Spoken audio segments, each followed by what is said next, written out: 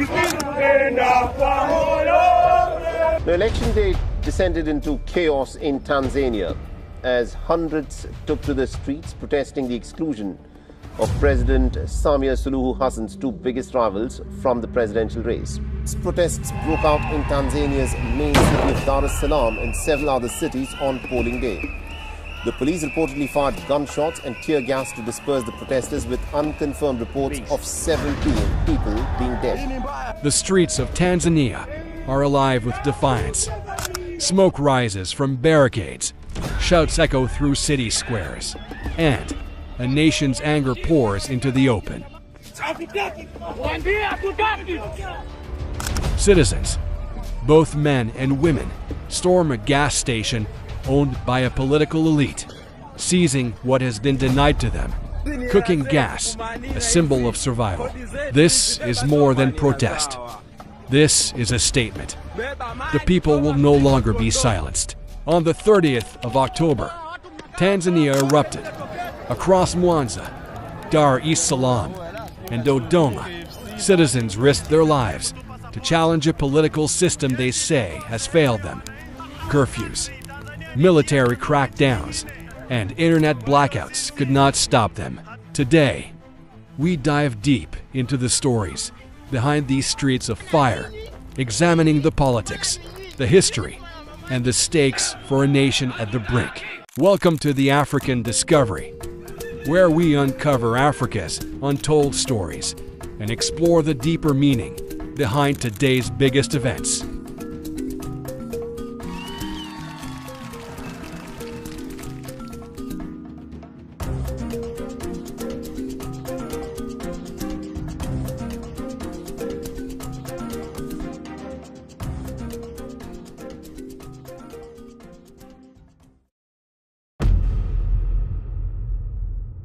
In Mwanza, on the shores of Lake Victoria, hundreds of protesters broke into a gas station owned by a Chama Cha Mapinduzi. Cylinders of blue gas, some full, some empty, were carried away by men and women alike. "These are our taxes," one protester shouted. "Take everything." Elsewhere,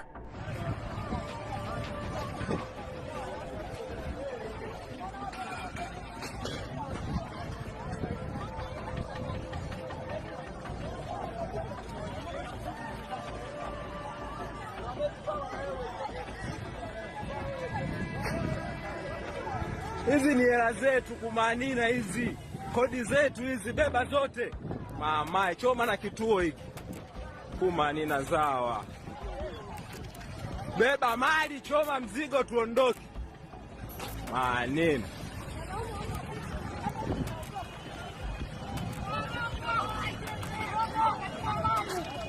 Kodi zetu hizi. roads were barricaded with burning tires, government posters torn down, and clashes erupted with police, who fired tear gas and live ammunition. Dar es Salaam's major streets were blocked. In northern Mwanza, gunfire echoed as people fled the chaos. Even across the border into Kenya, the unrest spilled over, leaving to dead in running battles with police. Amidst it all, citizens used walkie-talkie apps like Zello to coordinate a digital lifeline in a country where the internet had been disrupted to silence voices and control the narrative. To understand this moment, we must understand Tanzanian politics.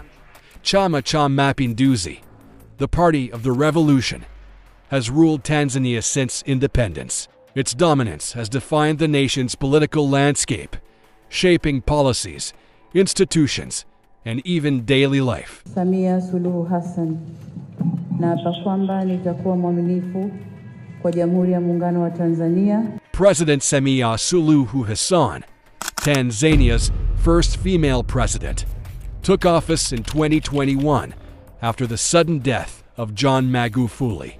Initially praised for easing repression, her government has since tightened control, restricting opposition, targeting critics, and limiting free speech.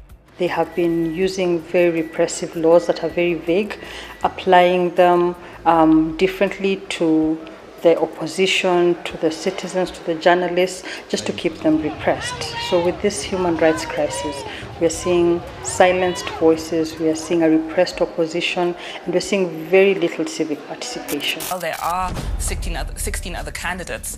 The main opposition leader has been in jail since April, facing treason charges, and also the presidential candidate of the third biggest party, ACT Wazalendo, has been disqualified from running. So basically, she is running unopposed. So that basically leaves, nobody else up there. The recent election sparked outrage. Tundu Lissu, the main opposition leader, was jailed on treason charges. Another contender, Luhaga Mpina of ACT Wazalendo, was disqualified on legal technicalities. 16 minor parties contested the vote, but none with substantial public support. When the Electoral Commission announced early results, Samia led with nearly 95%. In some regions, too many. It was proof of what they had feared, a rigged system designed to secure the ruling party's grip. What is at stake goes beyond politics. This is about trust, fairness, and the very soul of Tanzanian democracy. Citizens facing the weight of history and an unbroken chain of CCM dominance feel their voices silenced. Families and communities live under curfew, while hospitals overflow with the injured.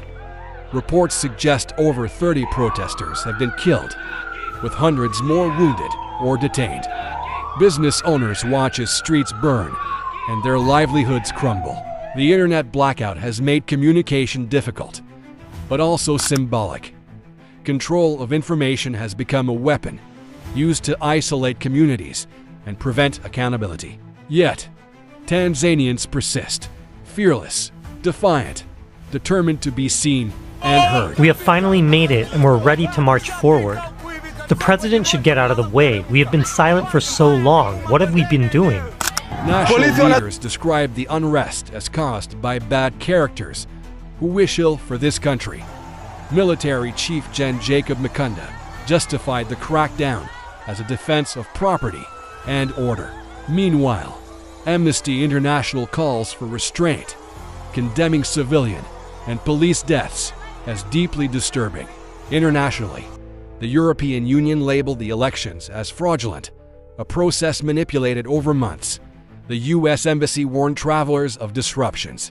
Kenya cautioned its citizens against crossing into the border town of Namanga, where businesses had come to a halt.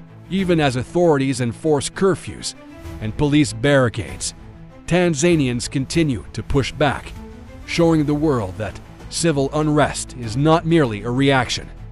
It is a demand for justice. Tanzania is not alone in this struggle. Across Africa, from Kenya to Cameroon, citizens have risen against systems that seem untouchable. In Cameroon, youths took to the streets against Paul Biya's re-election. In Sudan, protesters demanded freedom from military control. In each case, government sought to suppress dissent through force, censorship, and arrests. Yet the people persist. History reminds us that these moments are transformative. When citizens rise, the outcome is never just political. It reshapes society, law, and identity. Tanzania stands at a crossroads.